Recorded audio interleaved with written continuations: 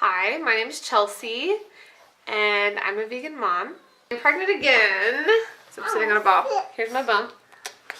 So this is my second pregnancy. I'm having another girl, and both these babies, my first baby and the second baby, are IVF babies with an egg donor, and the egg donor is one of my really close friends, and her name is Tia Stokes.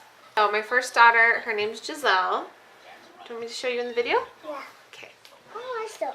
This is Giselle. And the second baby that's coming, her name is Odette. A lot of misconceptions about why people do natural births, and just like the impression. Hi. You have to come over here if you want to be in the video. There you go.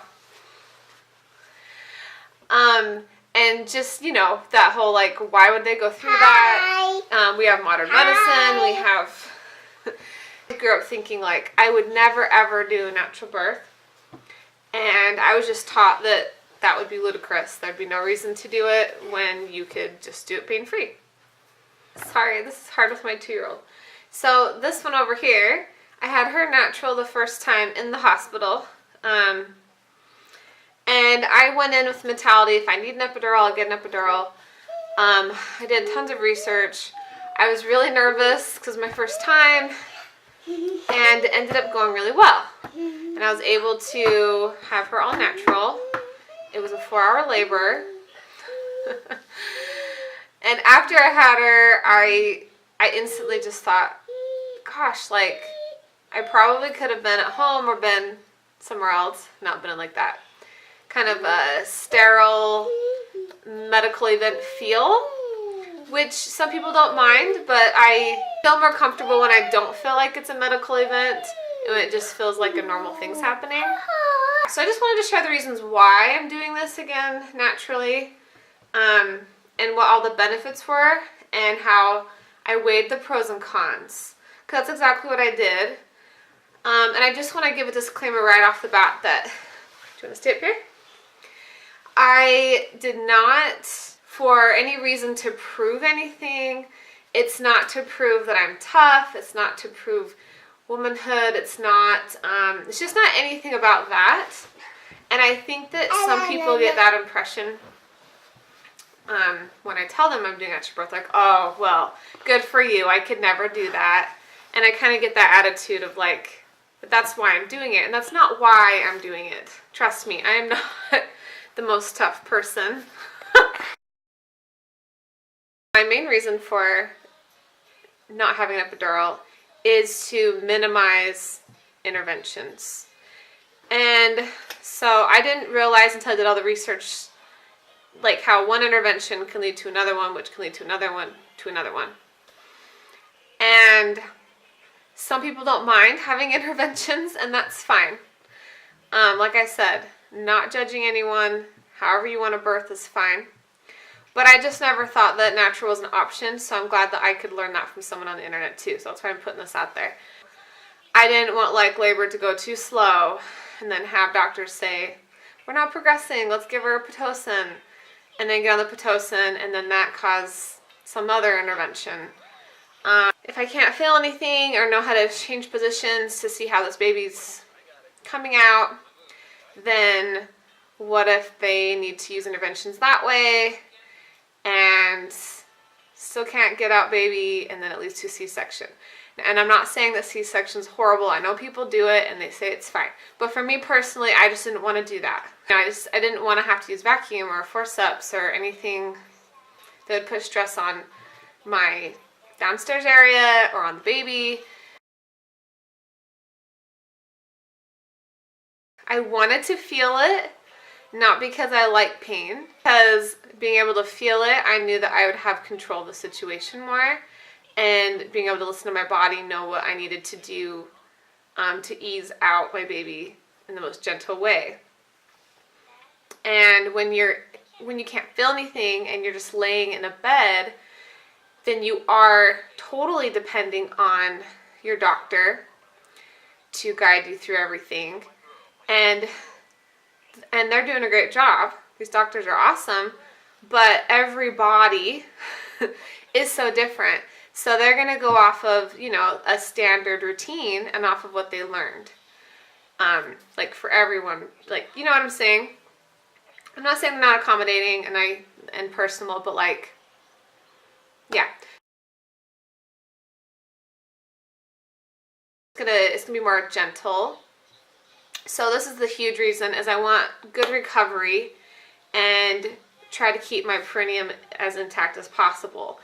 And I know that you can stitch it up and it can heal and all that, but I feel like it's never quite the same. This is what I hear from so many women. This is not even from myself, just from so many women.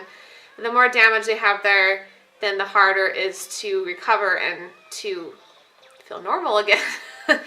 So I tore a little bit with my first birth and had a couple stitches, and you know, it is what it is. So I'm hoping with the second one, being all natural and not in the hospital, that I can even go a little slower and not feel rushed. So from what I understand, the slower you can let the head of the baby kind of crown for a little bit. And even though, yes, it will burn, I'll feel it, I understand that. But the more you kind of let it slowly like crown and go back, crown and go back. Sorry to use my hands, I know that might be too weird, but you know, then it will slowly stretch. And by nature, it should be able to stretch like pretty good, like, you know, and not tear. And like little tears are normal, but not like a huge, you know, not anything destructive. So that is huge for me, is I want it to just be able to slowly and gradually stretch and not be pushing on it with all my might, like, and straining to get baby out so that it tears. I think we just have to trust our bodies, and the uterus is so freaking powerful, and it contracts from the top and goes down to the bottom, and that uterus pretty much pushes out your baby. I mean, yeah, you push a little, but you just kind of nudge and feel and decide when to do it. If you think about animals and think about them in nature, and they're having their babies, there's no one telling them when to push or like guiding them through it. They just do it. And it's a natural thing. And, you know, they're like walking around and their babies are just like falling out of the back of them.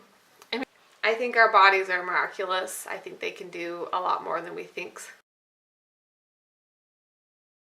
I'm probably going to be in the water, I imagine. We're going to have the tub set up, and I think the water will also help soften all that skin in the perineum area so that baby can ease out easily. Right afterwards, you are mobile, you can get right up. And typically labor will be quicker. Not always, every body is different, but an epidural can slow things down. And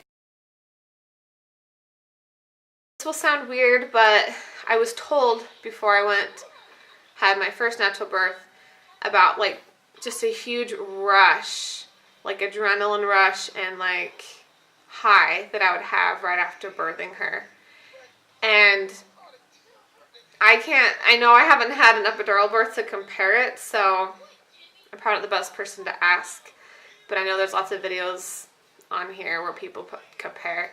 But I totally loved that rush and that feeling of right after, and it was a natural high. And I don't know if I would get that if I wasn't doing it all natural. So I look forward to that. You go through all that hard work, and at the very end, it's just like, it's like a euphoria. It's so cool. But I do think it's empowering as well. Not that I'm trying to prove I'm like better or tough or anything, but there's a sense of empowerment because your body grew this human and was able to do that. And then your body is designed to also birth the baby. Yes, some people are high risk. Yes, some people already have medical issues. But if you're just an average, like me, textbook birth, I don't have any previous problems. There's no reason for me to treat it as if it's this high-risk medical emergency. I think as long as you learn how to relax the best you can and welcome all of the contractions in, knowing it's bringing you closer to baby, that's what helped me with my first one, then you're not in a fight or flight where you're resisting the contractions, where you're resisting birth because it hurts. So I think that's when things don't move along as quickly. I mean, the only con for me is that I will feel some pain. I don't think it was painless with her. I've heard some people say that they're able to go so deep into their mind that it's painless, and I wasn't able to achieve that. But I never felt like when I was birthing my first baby that I was gonna die or that I couldn't do it. Somehow your body just does it if you let it, and if you allow and embrace when you're in the moment, it just does it. I'm really excited. I will vlog my birth, so that won't be for a little, another couple months, but I will for sure vlog it and let you guys know how it goes. But thanks for listening. I'd love to hear other stories or comments about pros and cons of epidural versus not, or natural birth versus not natural birth. And I applaud all you mamas out there that do it no matter how you do it. You guys are amazing. Being a mother is amazing. And I just love all you guys. So we'll see you guys later. Bye.